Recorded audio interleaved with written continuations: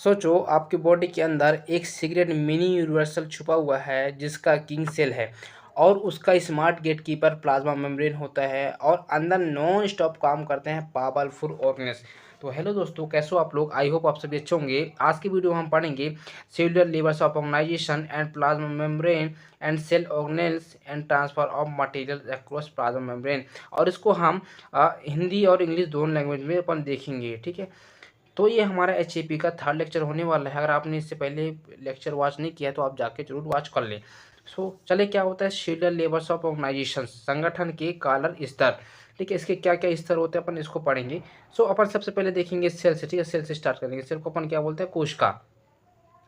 क्या होता है? A cell is the basic structure and functional unit of the cell life. कोशिका जीवन की मूल संरचना और कार्य की इकाई होती है। आपको पता है हमारी बॉडी है, ठीक है, और बॉडी के अंदर क्या पाया जाता है? सेल पाया जाता है। ओके, जब सेल पाया जाता है तो आपको पता है जो हमारा सेल होता है तो एक स्ट्रक्चर बेस में रहता है। आप अभी सिंपल ये समझो, एग्जांपल मान लो ये फिर सेल हमारा टेढ़ा मेढ़ा है, ठीक है, या फिर पूरे तरह से गोल है, या फिर कैसा भी है, तो क्या है अपने एक शेप में है। और जब सेल है, ठीक है, बॉडी के अंदर, तो क्या करिए एक फंक्शनल यूनिट होती है। अपना सेल जो होती है अपना फंक्शन करती है, अपना वो कार्य करती है। किसके अंदर करती है? बॉडी के अंदर कार्य करती है। देन उसके बाद the cell was first discovered and named by Robert Hooke in 1665। इसकी पहली खोज और नामकरण रॉबर्ट हुक ने 1665 में किए थे। Then next the first living cells was discovered by Anton Leeuwenhoek. पहली जीवित कोशिका की खोज एंटोन वेन लुवेन हुक ने की थी। देखो आप इस पे ये समझना जो हमारे रॉबर्ट हुक साहब थे, ठीक है, इन्होंने क्या किया था? इन्होंने सिर्फ कोशिका का इन्होंने क्या किया था? खोज किया था, ठीक है, खोज खोज करके इन्होंने क्या किया था? नामकरण किया था। और इस पर जो हमारे एंटोन वेन लुवेन हुक हैं, इन्होंने क्या किया था? इन्होंने जीवित कोशिका को इन्होंने खोज की थी, मतलब जो जिंदा थी, ठीक है, लिविंग सेल थे, उनका क्या किया? इन्होंने डिस्कवर किया था। किसने किया था? एंटोन वेन लुवेन हुक ने किया था। और जो हमारा रॉबर्ट हुक साहब है, क्या किए थे? वो सेल की सिर्फ खोज किए थे और सेल का नाम रखे थे। तो आई होप आपको दोनों बात क्लियर हो गई होंगी। फिर there are 200 different types of cell present in our body. हमारे शरीर में 200 विभिन्न प्रकार की कोशिकाएं मौजूद होती हैं, ठीक है। जो हमारा बॉडी होती है, जो हमारी शरीर होती है, इसके अंदर कितने प्रकार के सेल पाए जाते हैं? 200 प्रकार के सेल पाए जाते हैं, ठीक है। वो अपना अलग अलग आकार, प्रकार और फंक्शन अपने अपने अलग योग करते हैं। Cell biology by cytology is the branch in which we study about cellular structure and function। कोशिका जीव विज्ञान कैटोलॉजी का वह शाखा है जिसमें हम कोशिका संरचना और कार्य की अध्ययन करते हैं, ठीक है। जो हमारी साइटोलॉजी होती है और हम जो हमारी बायोलॉजी होती है, इसके अंदर हम किसकी स्टडी करते हैं? हम कोशिका की स्टडी करते हैं। अब इसको देखो, ये हमारा ह्यूमन सेल है, ठीक है, ये हमारी एक सेल है। अब इस सेल को समझने की कोशिश करना। मैंने आपको बताया था जो हमारा सेल होता है, ठीक है, ये स्ट्रक्चर बेस में होता है और क्या होता है, ये जो फंक्शन भी हमारी बॉडी के अंदर करती है, ठीक है। तो आप ये देखो कि सेल के अंदर क्या क्या प्रेजेंट होते हैं।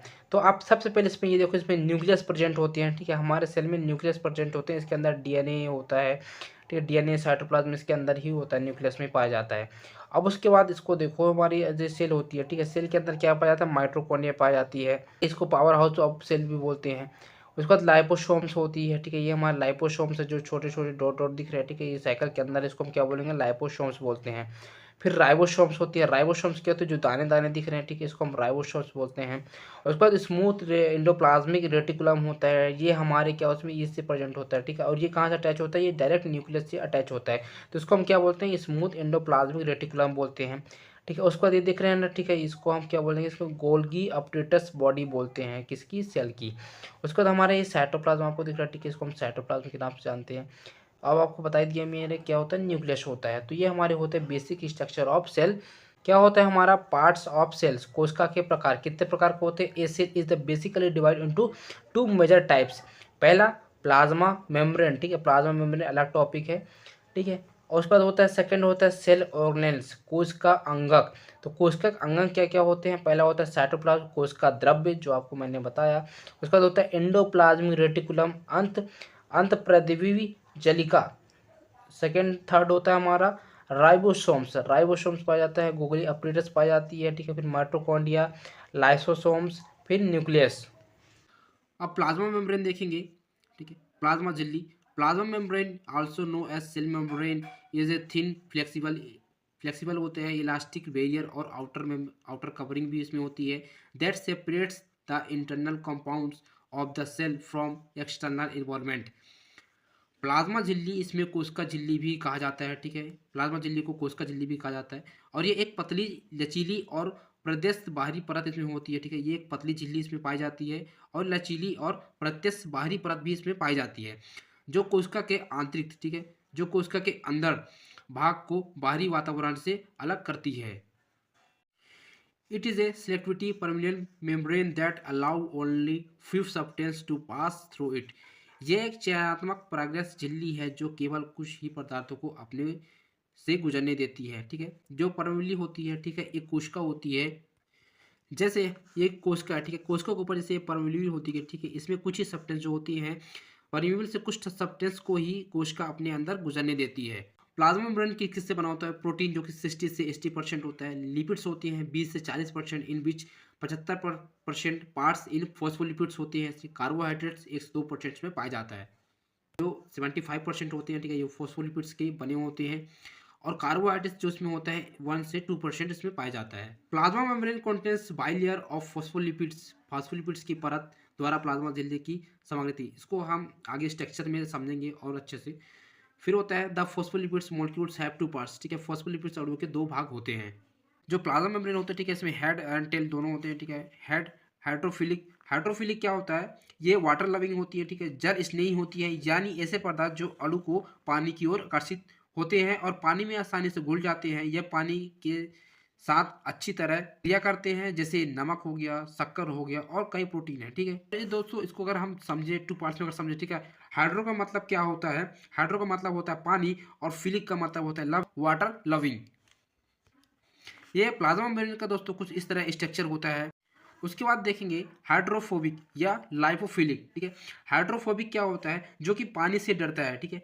ये पानी को प्रतिकर्षित करने ऐसे पदार्थ जो पानी से घुलते नहीं हैं और पानी से दूर रहते हैं और जैसे कि गिरते हैं, ठीक है, इसकी जो बूंदें जो गिरती हैं दोस्तों, वो बूंदें अलग दिखाई देती हैं, वो बिखरती नहीं बूंदे से, जैसे ऑयल हो गया या फिर मोम हो गया और कमल के पत्ते। कि हाइड्रोफोबिक पदार्थ नॉन पोलर होते हैं, जबकि पानी एक ध्रुवीय पोलर अणु होती हैं और ये आपस में मेल नहीं खाते हैं। प्लाज्मा मेम्ब्रेन कुछ इस तरह दिखता है, ठीक है। ये हमारा जो होता है ये फॉस्फोलिपिड्स होती हैं, ठीक है, फॉस्फोलिपिड्स जो होती हैं और जो ये होती है, ठीक है, ये पेरिफेरल प्रोटीन कहलाता है। इसको और हम और आगे नेक्स्ट वीडियो में अच्छे से देखेंगे तो आपको समझ में आएगा, ठीक है। और ये जो होता है ये हमारा इंटरनल प्रोटीन होती हैं, जो ये गोले गोले दिख रहे हैं ना आपको, ये फॉस्फोलिपिड्स होती हैं और जो ये है ना ये बाइलेयर होते हैं, ठीक है, फॉस्फोलिपिड्स के बाइलेयर होते हैं। और जो ये बड़े बड़े ये जो दिख रहे हैं ना ये हमारे मेम्ब्रेन चैनल होते हैं।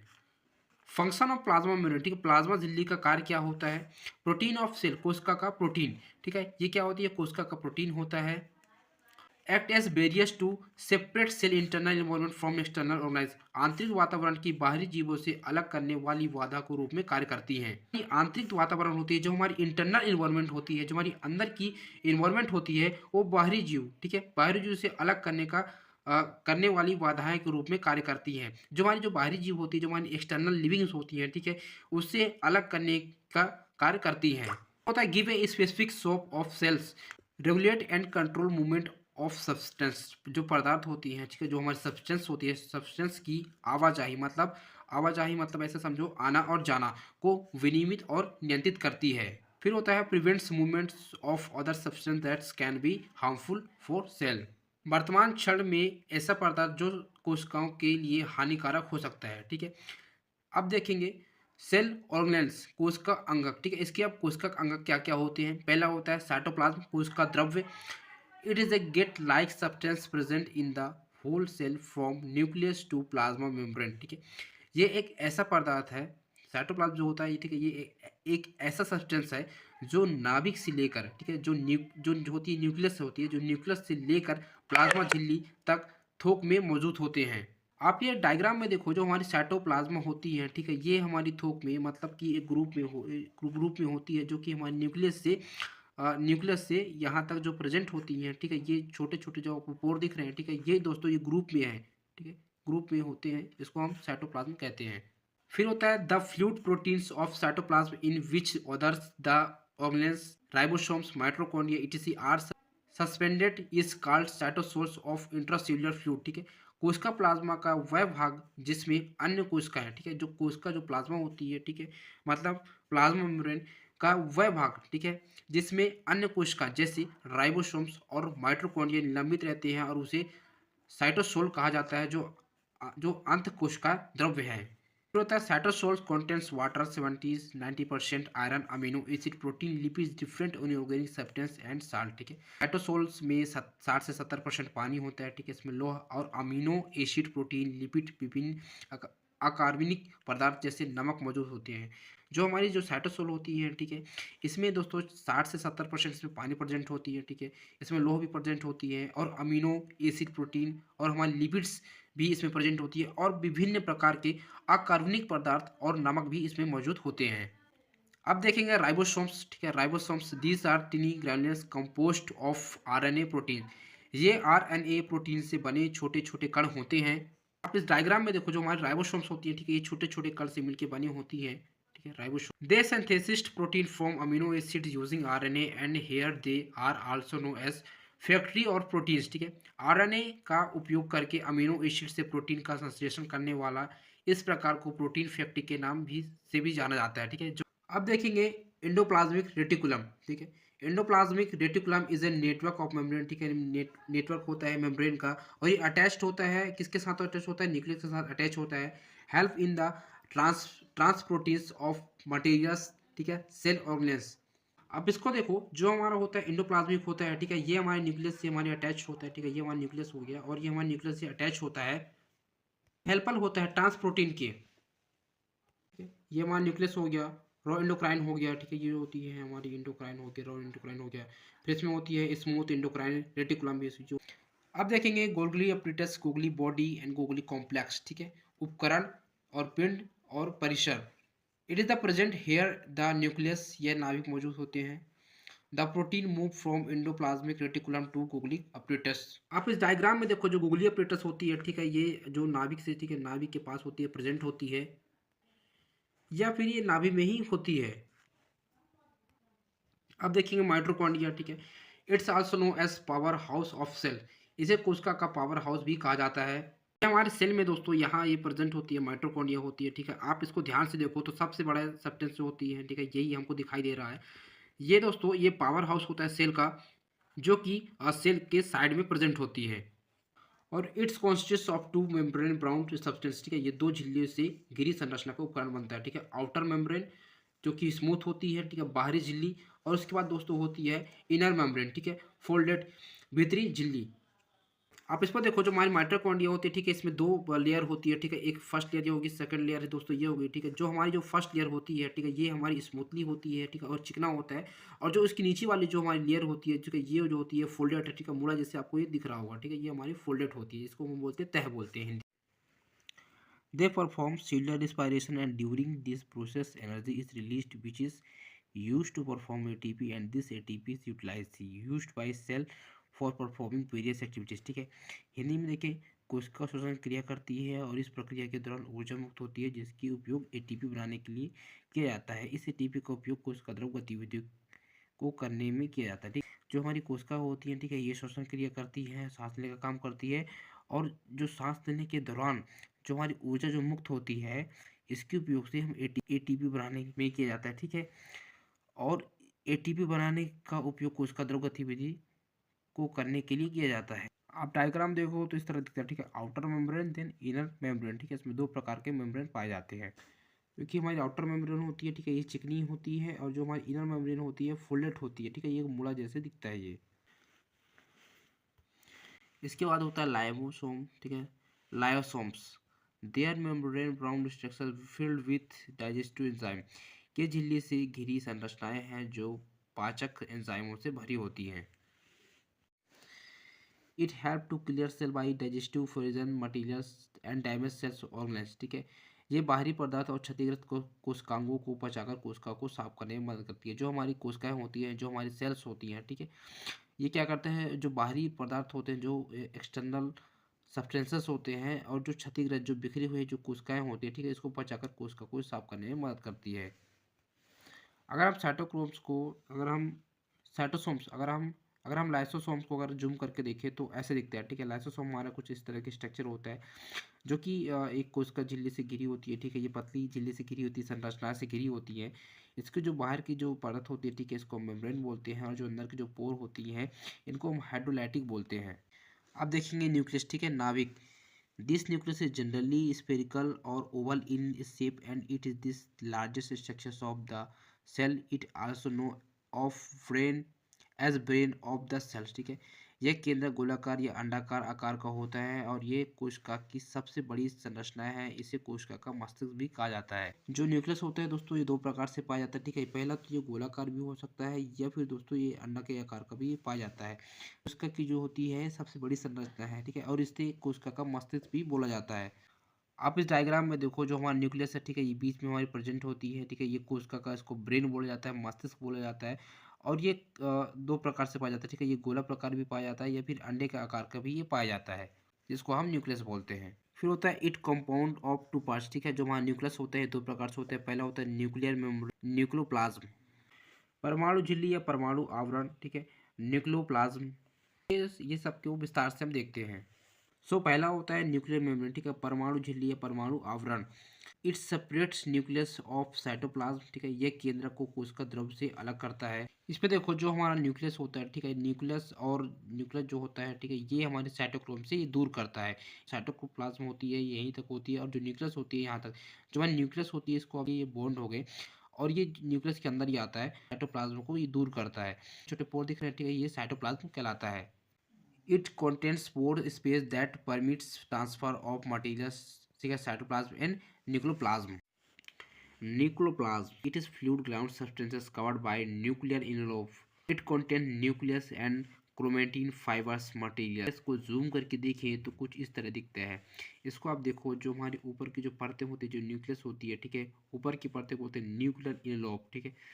और जो हमारे सबसे अंदर होती है इसको बोलते हैं न्यूक्लियस। और जो इसके न्यूक्लियस जो ऊपर वाली जो परत होती है, जो संरचनाएं होती हैं, इसको बोलते हैं क्रोमेटिन मटेरियल्स। और जो मटेरियल्स, जो हमारी क्रोमेटिन मटेरियल्स होती है, ठीक है, उसके टेल को जो बोलते हैं वो बोलते हैं न्यूक्लियोप्लाज्म बोलते हैं। कि संरचना की जो ऊपर वाली जो परत होती है इसको बोलते हैं न्यूक्लियर पोर। अब देखेंगे transfer of materials across plasma membrane, ठीक है, प्लाज्मा झिल्ली के पार पदार्थ का स्थानांतरण। Transfer of substances across the cell membrane is necessary to maintain the normal functioning and survival of the cell. कोशिका झिल्ली के पार पदार्थों का स्थानांतरण कोशिका के सामान्य कामकाज और अस्तित्व को बनाए रखने के लिए आवश्यक है। जो पदार्थों का जो ट्रांसफर होता है, ठीक है, और जो कोशिका के सामान्य जो कामकाज करते हैं और उसके अस्तित्व को बनाए रखने के लिए ये आवश्यक होता है, ठीक है। Then substances move through the cell plasma membrane by two major part. ये दो प्रमुख प्रक्रियाओं द्वारा पदार्थों को उसका प्लाज्मा झिल्ली से होकर गुजरते हैं। प्रोसेस कौन कौन से है? पहला होता है पैसिव ट्रांसफर प्रोसेस, ठीक है। फिर होता है एक्टिव ट्रांसफर प्रोसेस, निष्क्रिय परिवहन प्रक्रिया, या फिर सक्रिय परिवहन प्रक्रिया। देखेंगे पैसिव ट्रांसफर प्रोसेस, ठीक है। In passive transport substances move across the cell membrane from the area of high concentration to the area of low concentration, ठीक। निष्क्रिय परिवहन से पदार्थ कोशिका झिल्ली के पार कम सांद्रता वाले क्षेत्र से आगे से विपरीत दिशा में गति करते हैं। निष्क्रिय परिवहन होते हैं, ठीक है, जो हमारी पैसिव ट्रांसफर होते हैं, ठीक है। ये जो इसमें सब्सटेंसेस होते हैं, कोशिका में जो सब्सटेंस होती है, जो झिल्ली के पार जो कम सांद्रता वाले टेस्ट आगे से विपरीत दिशा में ये गति करते हैं, जो कि ये तीन प्रकार से होती है, ठीक है। It is of the three types. पहला होता है सिंपल डिफ्यूजन, ठीक है, सरल विसारक। फिर होता है फैसिलिटेटेड डिफ्यूजन, सुगम प्रसार। फिर होता है ऑस्मोसिस, ठीक है, ऑस्मस। पहला होता है सिंपल डिफ्यूजन, ठीक है, सरल विसारक।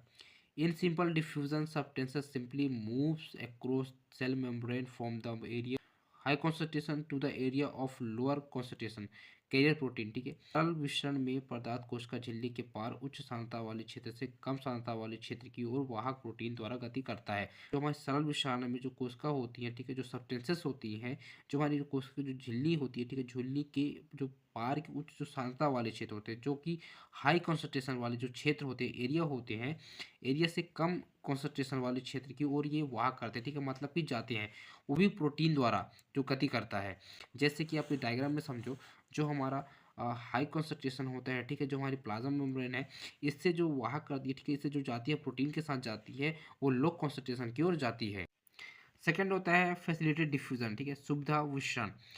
It is also no as carrier mediated diffusion. It these molecules move from high concentration to low concentration with the help of carrier protein, ठीक है, इसे वाहक मध्यस्थता प्रसार के नाम से जाना जाता है। इसमें अणुवाहक प्रोटीन की सहायता से उच्च सांद्रता से विभिन्न सांद्रता की ओर गति करते हैं। थर्ड होता है ऑस्मोसिस, ठीक है, osmosis. Osmosis is simply defined as movement of solvent molecules across a semi-permeable membrane, and here the solvent is basically water. Hence osmosis can be defined as movement of water molecules across cell membrane and plasma membrane, ठीक है। प्रसारण को सरल शब्दों में अर्धपरागीय झिल्ली के are पार विलायक अणु की गति के रूप में परिभाषित किया जाता है, और विलायक मूल रूप से पानी होता है। प्रसारण को कोशिका झिल्ली के आर पार पानी के अणु की गति के रूप में भी परिभाषित किया जाता है, ठीक है। फिर होता है एक्टिव ट्रांसपोर्ट, सक्रिय परिवहन। Active transport is defined as a process that involve the movement of molecules from a region of lower concentration to a region of high concentration by using external energy. सक्रिय परिवहन बोलते हैं, ठीक है, active transport को सक्रिय परिवहन बोलते हैं। सक्रिय परिवहन को एक ऐसी प्रक्रिया के रूप में परिभाषित किया जाता है जिसमें जो बाहरी ऊर्जा होती है, जो हमारी एक्सटर्नल एनर्जी होती है, बाहरी ऊर्जा का उपयोग करके अणुओं को कम सांद्रता, ठीक है, लो कॉन्सेंट्रेशन वाले क्षेत्र एरिया से अधिक सांद्रता वाले क्षेत्र में ले जाया जाता है, जो एनर्जी में कन्वर्ट करके, ठीक है, एक्सटर्नल एनर्जी में कन्वर्ट करके इसको हाई कॉन्सेंट्रेशन में ले जाया जाता है, हम एक्टिव ट्रांसपोर्ट के रूप में जानते हैं, ठीक है। और ये कितने प्रकार के होते हैं? दो प्रकार से होते हैं, ठीक है। पहला होता है प्राइमरी एक्टिव ट्रांसपोर्ट, सेकंड होता है सेकेंडरी एक्टिव ट्रांसपोर्ट, ठीक है। प्राथमिक सक्रिय परिवहन, द्वितीयक सक्रिय परिवहन।